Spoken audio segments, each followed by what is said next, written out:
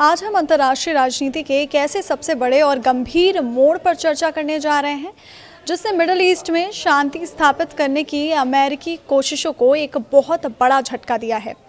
Gaza युद्ध को खत्म कराने के लिए अमेरिकी राष्ट्रपति डोनाल्ड ट्रंप द्वारा पेश किए गए 15 पॉइंट गाजा शांति प्लान को इजरायल के प्रधानमंत्री नेतन्याहू ने सिरे से खारिज कर दिया है। नेतन्याहू ने कैबिनेट बैठक में बहुत ही दो टूक शब्दों में ये साफ कर दिया है कि जब तक हमास पूरी तरह से अपने हथियार नहीं डाल देता और उसका खात्मा नहीं हो जाता, तब तक इजरायली सेना गाजा पट्टी से 1 इंच भी पीछे नहीं हटेगी।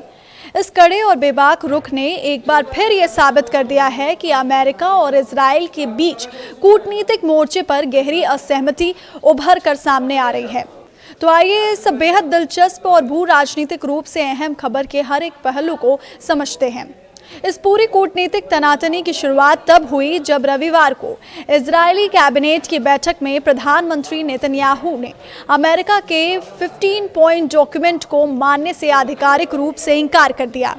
नेतन्याहू ने स्पष्ट रूप से ये कहा कि इजराइल अपनी राष्ट्रीय सुरक्षा के साथ किसी भी कीमत पर समझौता नहीं करेगा और इजरायली सेना गाजा से तब तक कोई वापस नहीं करेगी जब तक ये पूरी तरह सुनिश्चित नहीं हो जाता कि हमास ने अपने सारे हथियार छोड़ दिए हैं और क्षेत्र में इजराइल के अस्तित्व के लिए कोई खतरा नहीं बचा है।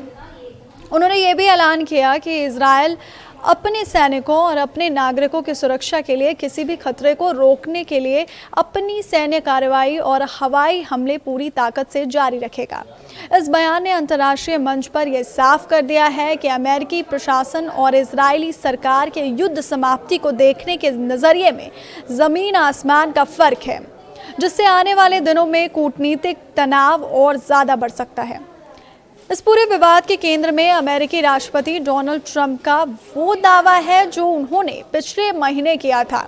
ट्रंप ने बड़े आत्मविश्वास के साथ ये कहा था कि गाजा युद्ध को हमेशा के लिए खत्म करने की उनकी 15 सूत्रीय योजना पर बहुत बड़ी प्रगति हुई है और इजराइल हमास दोनों इस योजना के बुनियादी ढांचे पर सहमत हैं। लेकिन नेतन्याहू के इस ताज़ा और आक्रामक रुख ने ट्रंप के उन दावों की हवा निकाल दी है। दोनों पक्षों के बीच सबसे बड़ा और ना सुलझने वाला मतभेद हमास के हथियारों को लेकर है। इजराइल की जिद है कि हमास पहले पूरी तरह निहत्था हो और आत्मसमर्पण करे, उसके बाद ही युद्ध विराम या सेना की वापसी पर विचार किया जा सकता है, जबकि हमास और मध्यस्थता करने वाले देश इस शर्त को लेकर आमने सामने हैं। इस बीच नेतन्याहू ने एक और बहुत बड़ा और विवादास्पद बयान दिया है जिसने फिलिस्तीनी राजनीति में हलचल मचा दी है। इजरायली मीडिया के अनुसार नेतन्याहू ने दो टूक कहा है कि जब तक वो देश के प्रधानमंत्री पद पर हैं, तब तक गाजा या वेस्ट बैंक में किसी भी रूप से कोई स्वतंत्र फिलिस्तीनी राज्य का गठन नहीं होने दिया जाएगा। ये बयान ऐसे समय में आया जब पूरी दुनिया के देश और संयुक्त राष्ट्र गाजा संकट के स्थायी समाधान के रूप में 2 स्टेट सॉल्यूशन यानी 2 राष्ट्र सिद्धांत की बात कर रहे हैं। अगर हम इस पूरे संघर्ष की पृष्ठभूमि पर नज़र डाल दें तो इसकी शुरुआत 7 अक्टूबर 2023 को हमास द्वारा इजराइल पर किए गए उस भीषण और अचानक हमले से हुई थी, जिसके बाद से मिडिल ईस्ट की धरती खून से सन गई। पिछले करीब 2 दशकों से गाजा की सत्ता पर काबिज हमास और इजराइल के बीच इस खूनी संघर्ष में हजारों बेकसूर लोगों की जान जा चुकी है। हालांकि बीच बीच में कुछ समय के लिए सीज़फायर या युद्ध विराम के समझौते हुए, लेकिन गाजा में इजरायली सैन्य कार्रवाई और हमलों को लेकर विवाद और संघर्ष लगातार बना हुआ है।